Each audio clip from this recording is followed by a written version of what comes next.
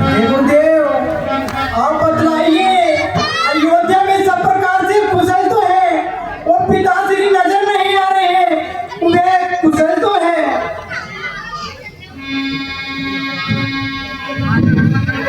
बेटा राम देखो, आपके वन आने के पश्चात महाराजा दशरथ को बहुत ही पश्चाताप हुआ और इतना पश्चाताप हुआ कि वो प्रजा के सामने ये नहीं बता सके कि मैंने राम को निर्दोष को देश निकाला किया, और इसी गम में वो महलों में ही रहे।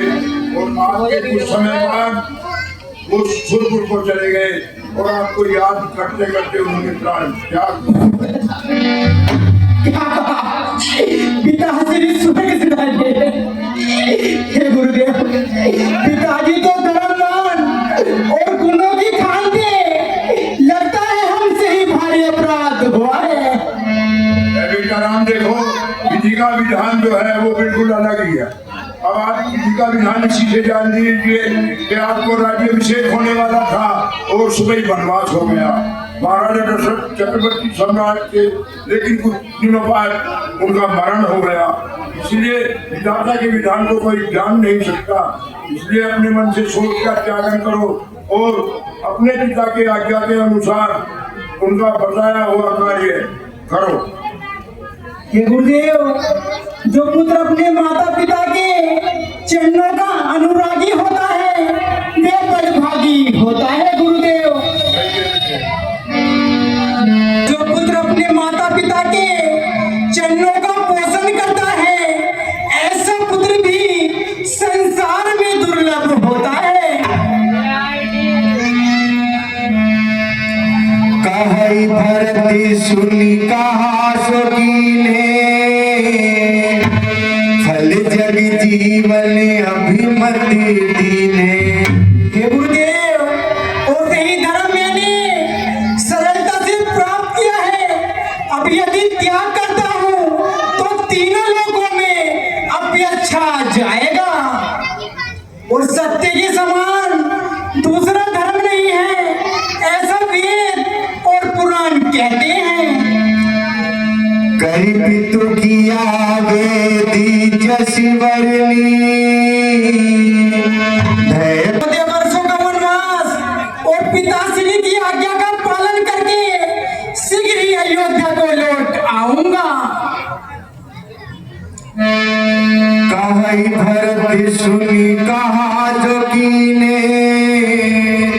फल जग जीवन अभिमति दीने। और भरत जी तो सरल स्वभाव के हैं और मुझे हृदय से अधिक प्रिय है। कानन करो जन्म भरि वासु, इते अधिक ने मोरी सुपासु। ये भैया, मैं आपसे बार बार विनती करता हूँ, मैं वनों में चल करके आपकी जगह महाराज राज करूंगा, आप चल करके अयोध्या का राज कीजिए। भैया, आप मुझसे बड़े हो, बड़ों का ही कर्तव्य है कि राज्य करने का अधिकार होता है भैया। ये भैया, आपको राज्य का ही सम्मान पाना चाहिए। ये भैया भरत, परंतु पिताश्री ने वनों का राज्य मुझे दिया है, अब मैं किस कारण से त्याग करूं गुरुदेव, अब आप ही बताइए। बोले मुनिवर वचन विचार, राजनीति संबंधी कुछ वचन अपने मन के अनुसार विचार कर बताता हूँ। सुनहु राम सर्वज्ञ। हे राम, तुम तो सर्वज्ञ गुणवान हो, धर्म और नीति को भली प्रकार से जानते हो और प्रजा पालक भी आप हो। बड़े भाई के होते हुए छोटा ना राज कर सकता है, यदि करता है तो है अधर्म। यह धर्म सारी क्या धर्म करे। हे भाई, क्या क्या देते हो, यह भरत अधर्म करे। ये भैया नहीं, राम कभी अधर्म नहीं करेगा भैया। हे गुरुदेव, पिताजी ने मुझे वन चलते समय कहा था, हे राम, तू 14 वर्षों तक वनों में रहना। हे गुरुदेव, फिर मैं किस कारण से पिताश्री के वचनों का अपमान करूं? बेटा राम देखो, आपकी वाणी सत्य है। आपको महाराजा दशरथ ने 14 वर्ष का वनवास किया है और भरत को राज्याभिषेक दिया है कि सर आप जो है वनों में वास करें और भरत जी को चाहिए कि वे अयोध्या का राज करें, क्योंकि अकेले महाराजा भरत ने आपको वनवास नहीं दिया। इसमें आपकी माता कैकेयी की भी सलाह थी और उनकी मर्जी से ही आपको वनवास दिया गया है और उनकी इच्छा का ही भरत को राज्याभिषेक दिया गया है। इसलिए मेरी सम्मति तो यही है कि महाराजा दशरथ के और कैकेयी के जो वचन है वे पूर्ण होने चाहिए। हे गुरुदेव, जो अपने माता पिता की आज्ञा सिरोधारी करता है वे ही जन्म का लाभ पाते हैं। चरण दुहाई भयो ने भुवनी भरत सम भाई। ये बेटा राम देखो, भरत जैसा भाई इस संसार में नहीं है, क्योंकि वो सारी सेना, सारा लाव लश्कर और सारा खजाना लेकर आपके पास आया है और आपको राज्य करने के लिए समर्पित कर रहे हैं। इसलिए उनकी बात को भी आपको रखना चाहिए। जे गुरुपति अंबुज अनुरागी ते लोग वे लहु बड़ी भागी। जो गुरु के चरणों के अनुरागी होते हैं वे बड़े भाग्यशाली होते हैं, ये जो शास्त्र ऐसा कहते हैं। राउर जा परियसी अनुरागा को कही सके भरत करी भागा। हे गुरुदेव देखिए, जिस राजा के राज्य में प्रजा दुखी होती है वह राजा किसी भी प्रकार का सुख प्राप्त नहीं कर सकता। इसलिए है भैया, अब आप अयोध्या को लौट जाइए।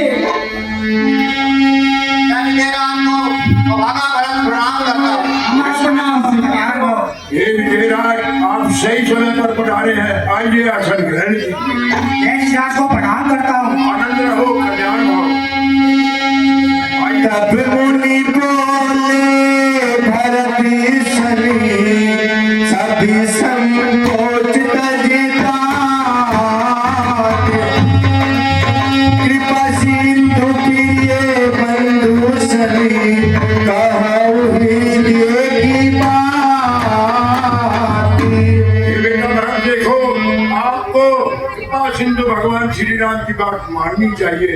जो ये कह रहे हैं आपको इनकी आज्ञा का पालन करना चाहिए, क्योंकि ये बड़े हैं और इनकी आज्ञा का पालन करना आपका धर्म है। इसलिए इनकी बात जो इन्होंने बताई है उस पर ध्यान दीजिए और उस कार्य को कीजिए।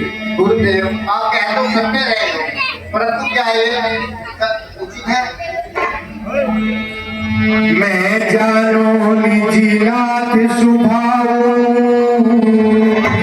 अपराधी हूँ पर को मैं गाऊं। मैं अपराधी हूँ, मैं अपने भैया का सुझाव जानता हूँ, पर ये कभी मेरा अपराध नहीं मानते। मुँह पर कृपा स्नेह विषेखी खेलत गुण सिक बहु नहीं देखी। मैं इनका स्वभाव बचपन से ही जानता था, क्योंकि खेल में भी कभी इन्होंने मुझे हार नहीं मानी है। शिशुपन ते परिहर उन और इन्होंने कभी भी बचपन में खेल में मुझे हाथ हरा करके क्षण भर भी मुझे कोई दुख नहीं दिया है। अब आप ही बताइए, मैं राज्य करूं क्या उनके पास बोलो? मैं प्रभु कृपारी दीजिए जो ही हारे के जिताए